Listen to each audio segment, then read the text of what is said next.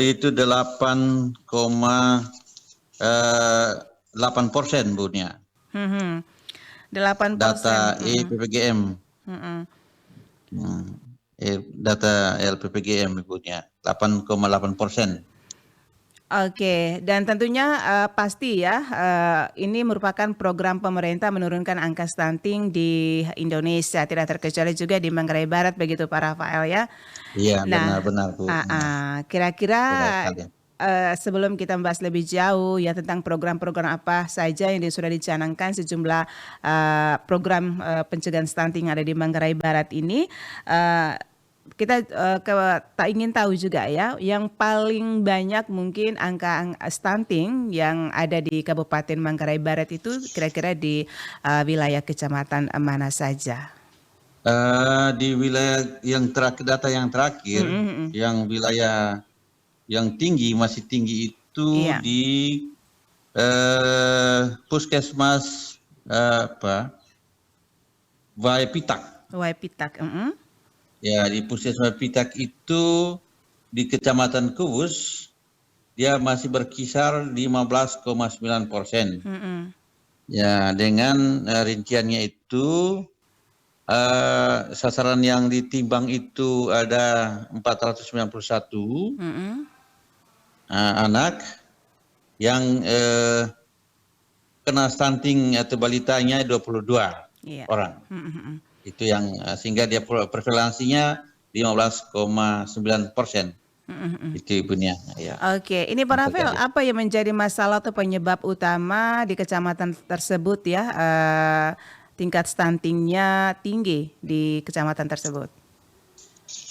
Yang kita ketahui bersama, penyebab stunting itu, yang pertama itu adalah kita lihat itu kalau ada pernikahan dini yang di bawah umurnya kurang dari 20 tahun. Iya. Sudah itu ada juga karena disebabkan karena faktor-faktor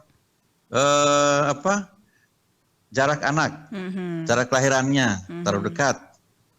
Kalau dia 2 tahun lahir lagi itu berisiko.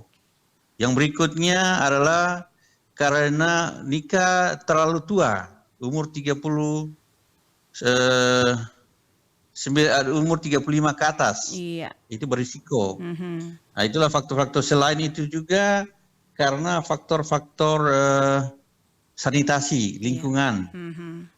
Lingkungan sudah itu air bersih. Itulah faktor-faktor yang sangat mempengaruhi keluarga berisiko stunting. Iya. Yang kena stunting. Itu demikian Ibunya. Oke, Pak Rafael, kira-kira sudah sejauh ini apa yang sudah dilakukan oleh Pemkab Manggarai? Kira-kira program apa saja yang sudah dicanangkan?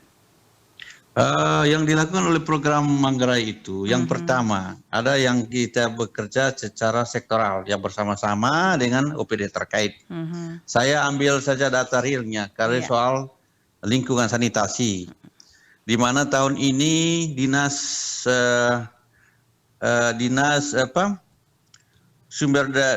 Cipta Karya Sumber Daya Air dan Tata Ruang, dia membangun ini tangki septik atau jamban bagi keluarga di 9 desa. Dengan total sasaran keluarganya ada 466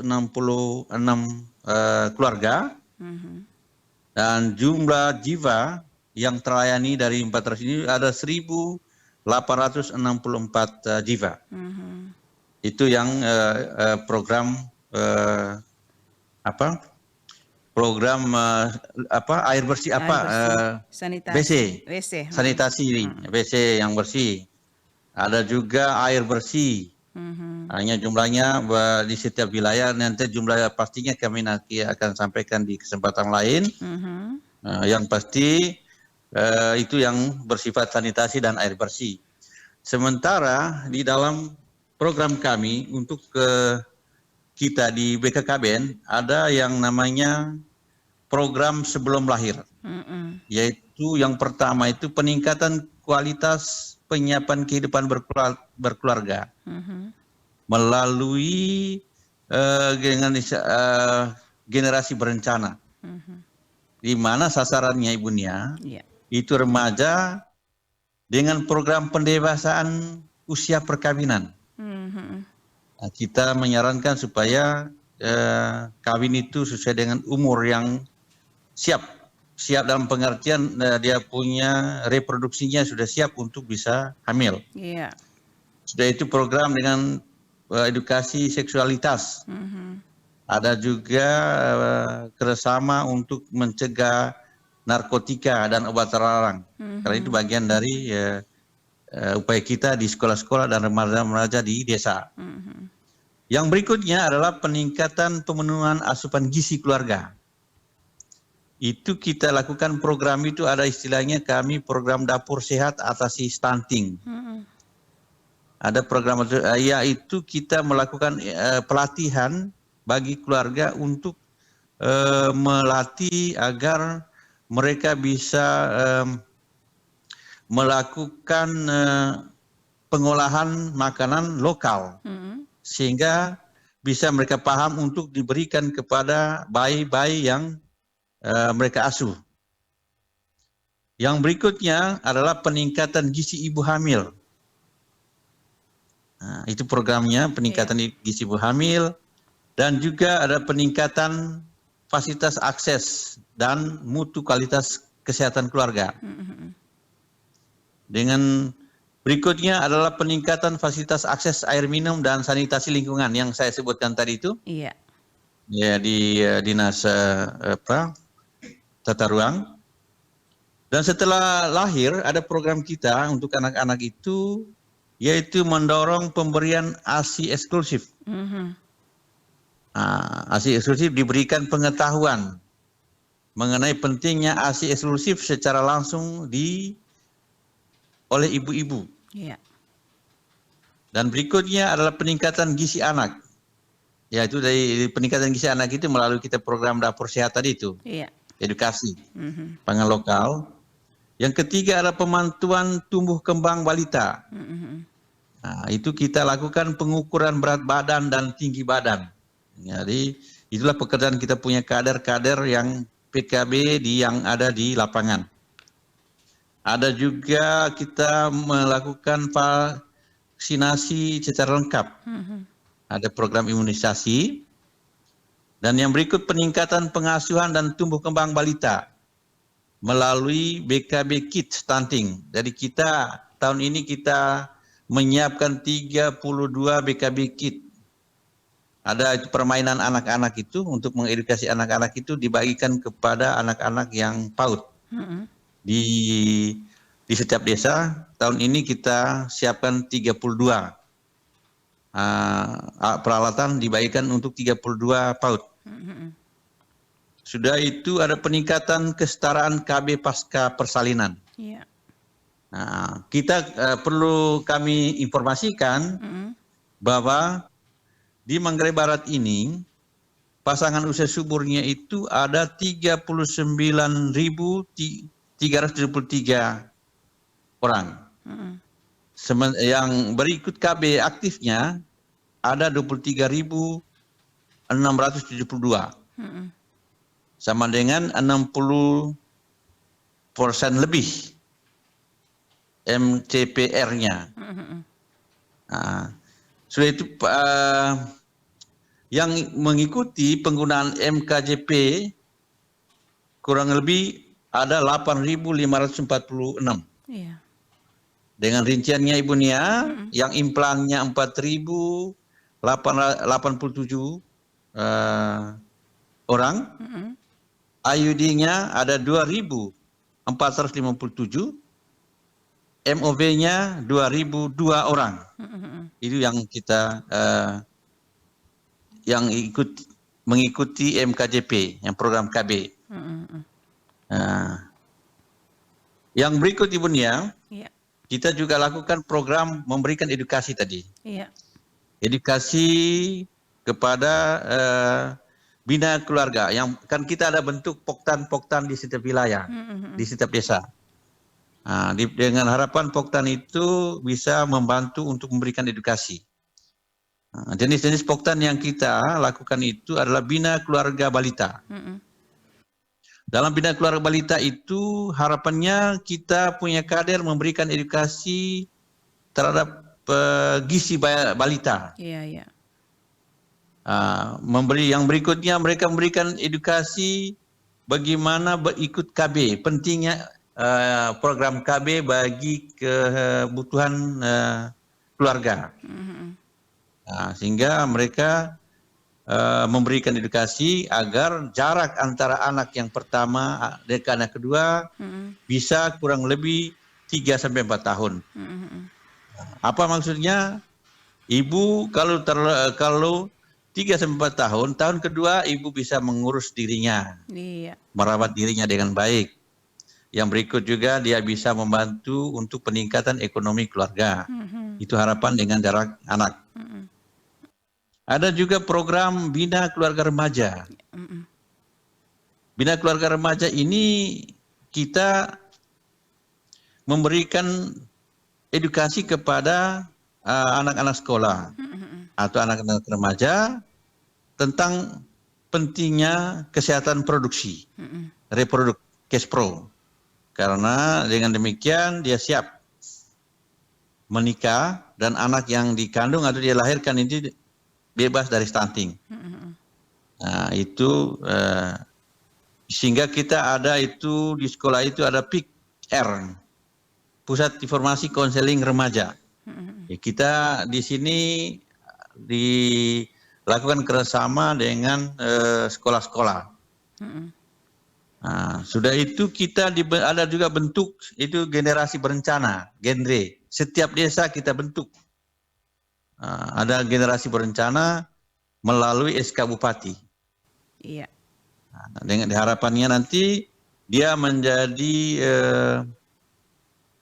duta-duta di tengah remaja, sehingga remaja itu bisa berencana dengan baik.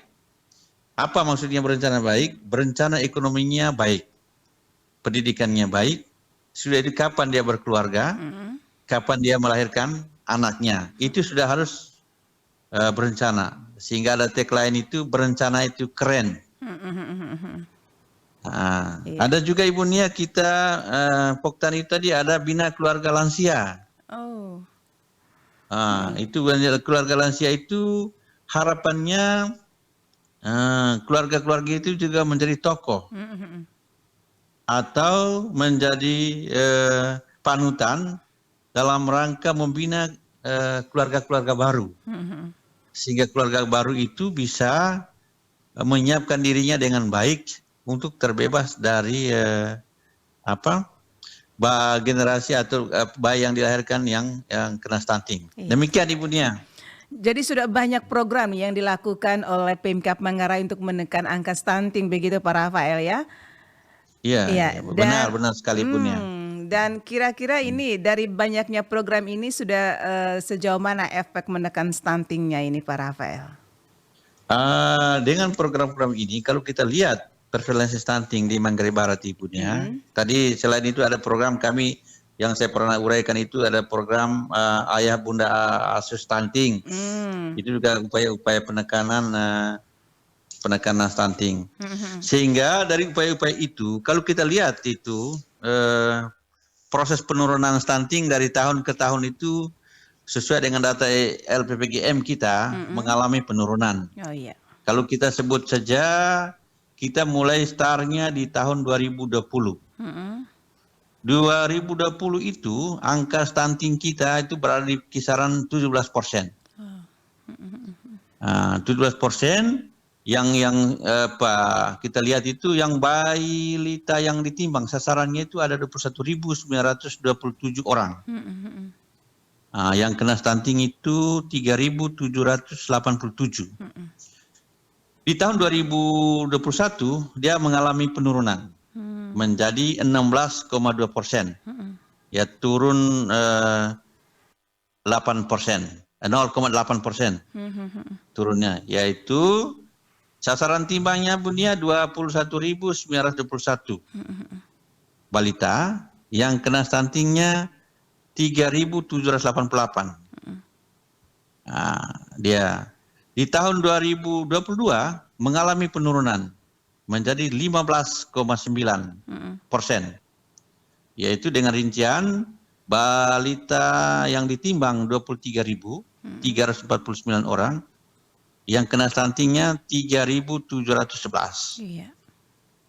Kita lanjut di 2023, penurunannya menjadi 8,2%. Itu penurunan kurang lebih 7,7% ya penurunan dari tahun sebelumnya. Iya.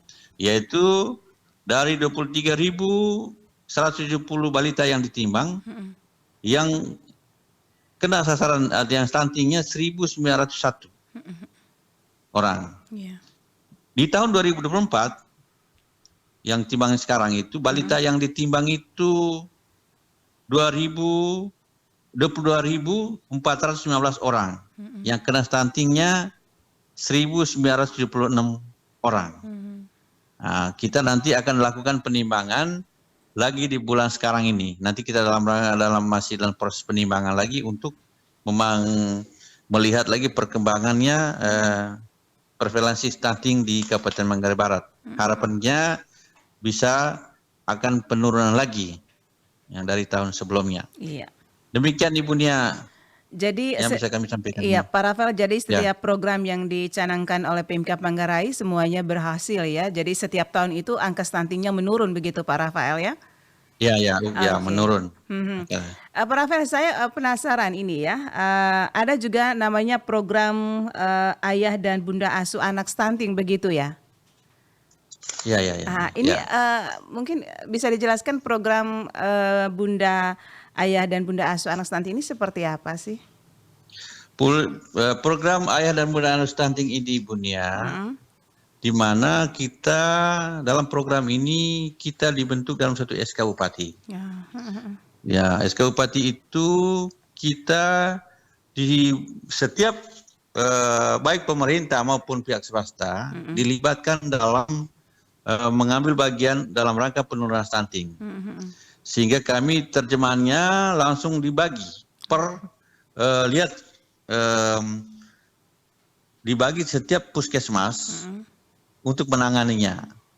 Dan menjadi kami sebagai dinas P2KB sebagai sekretaris penginisiatifnya melakukan pembagian untuk di setiap wilayah, sehingga nanti penanganannya betul-betul kita lakukan dengan baik.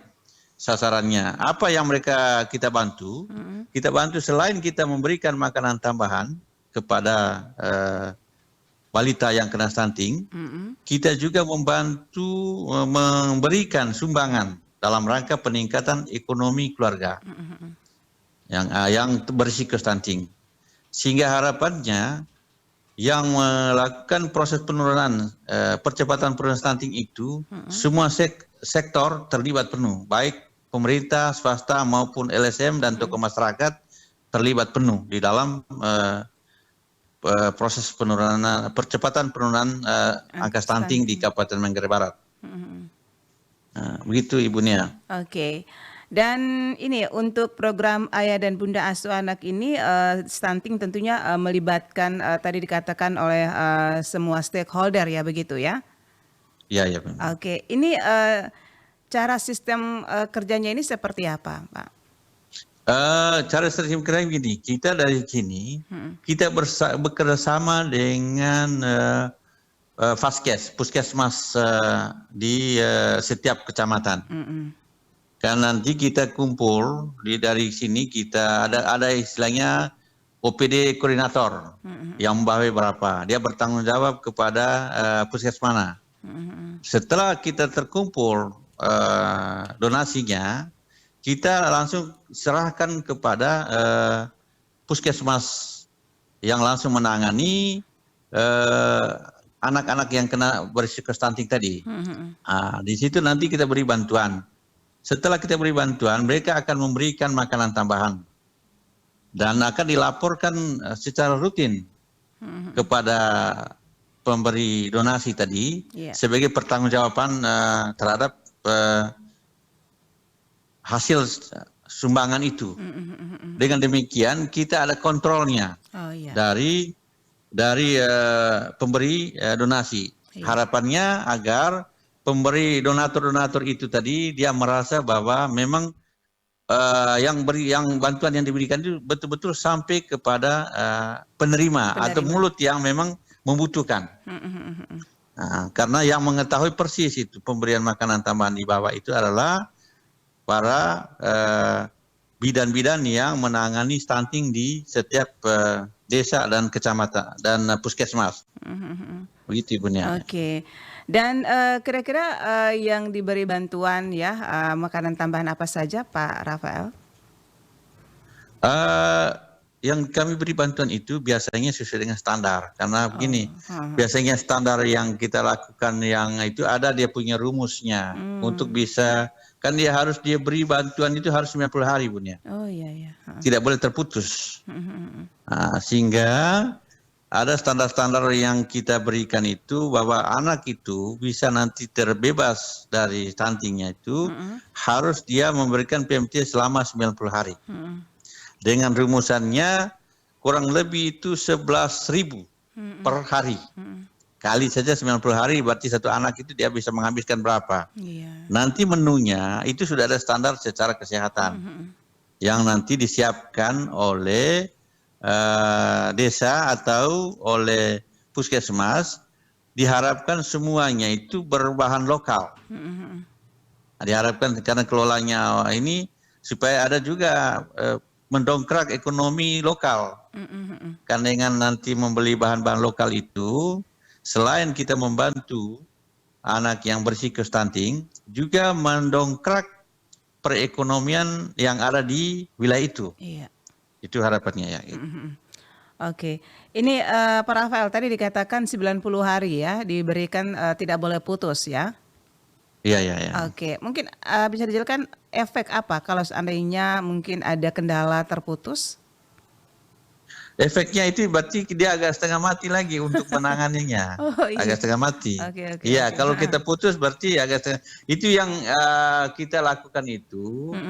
Ya harus ada penimbangan untuk mengetahui tumbuh kembangnya anak itu.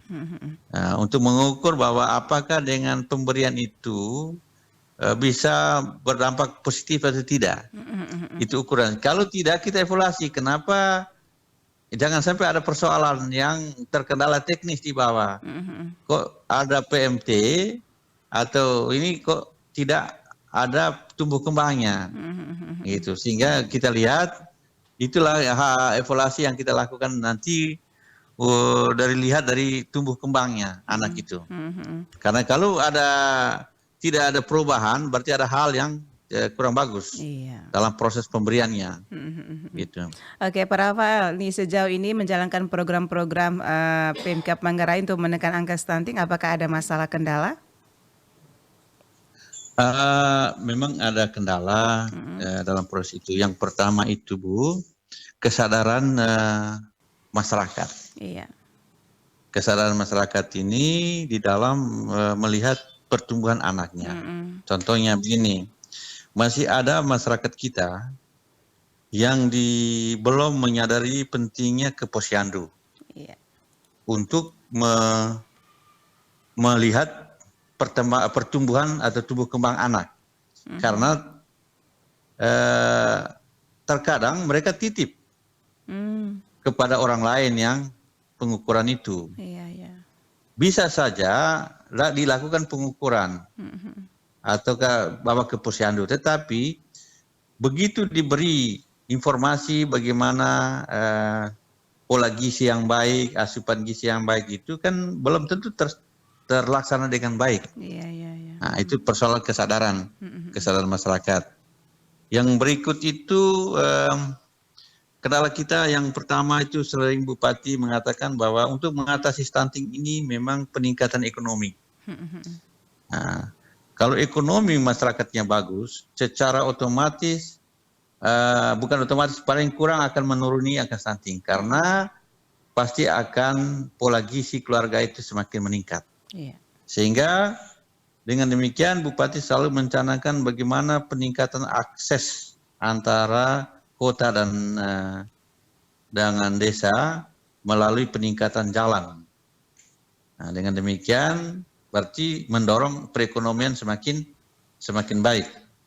Itu kira-kira Ibu Nia. Iya, masalah yang dihadapi. Tapi yang pastinya Pemkab Manggarai Barat ya tetap terus berusaha ya untuk melakukan edukasi terhadap masyarakat begitu ya Pak Rafael ya. Ya, kita lakukan edukasi. Itu yang kita tempatkan di setiap kita akan tempatkan kader-kader kita di setiap desa, Bu. Tujuannya untuk melakukan edukasi supaya jangan terputus. Iya, Di mana yang saya jelaskan bahwa kami punya kader yang kami rekrut dari masyarakat itu kurang lebih tim pendamping keluarga itu ada 588 orang.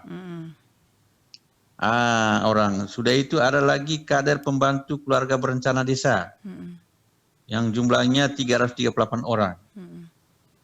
Mereka inilah yang nanti kita tujuannya untuk mengedukasi terus kepada masyarakat, terutama yang punya balita, ibu hamil, ibu menyusui, agar mereka betul-betul menjaga gizi anaknya dengan baik dan menjaga gizi bayi yang dalam kandungannya dengan baik agar mereka terbebas dari stunting. Nah, gitu Bu Nia. Oke, baik. Ini terakhir Pak Rafael, apa yang menjadi harapan ya atau komitmen Pemkab Manggarai Barat menekan angka stunting ya, bila perlu sampai 0 begitu ya Pak Rafael, dan juga harapan untuk masyarakat ya seperti apa? Ya, harapan yang kita mau lakukan stunting itu harapan ke depannya yang pertama yang pasti seperti Bu Nia tadi berharap itu bisa 0%.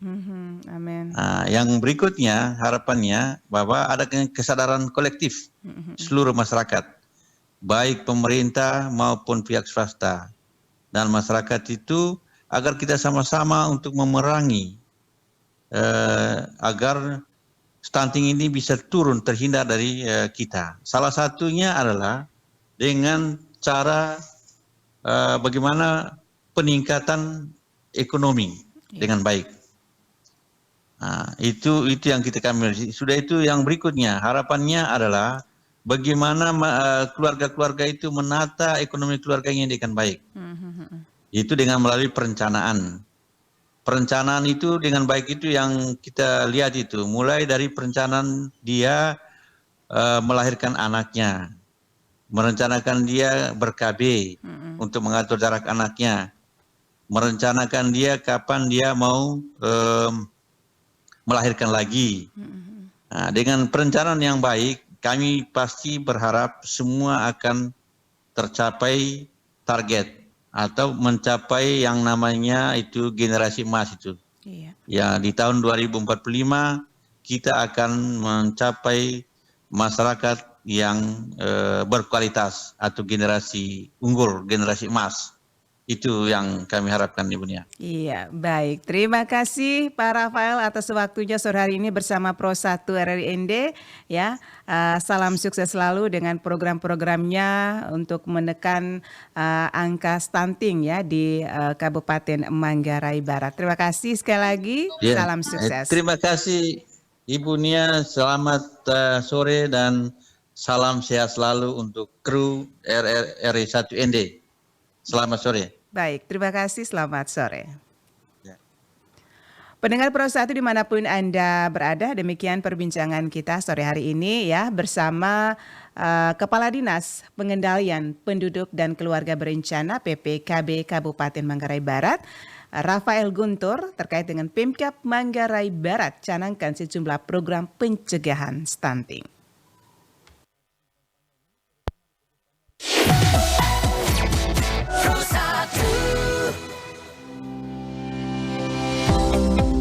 Stunting menyebabkan anak gagal tumbuh, pendek, kurang cerdas, dan beresiko terkena beberapa penyakit. Kekurangan gizi dan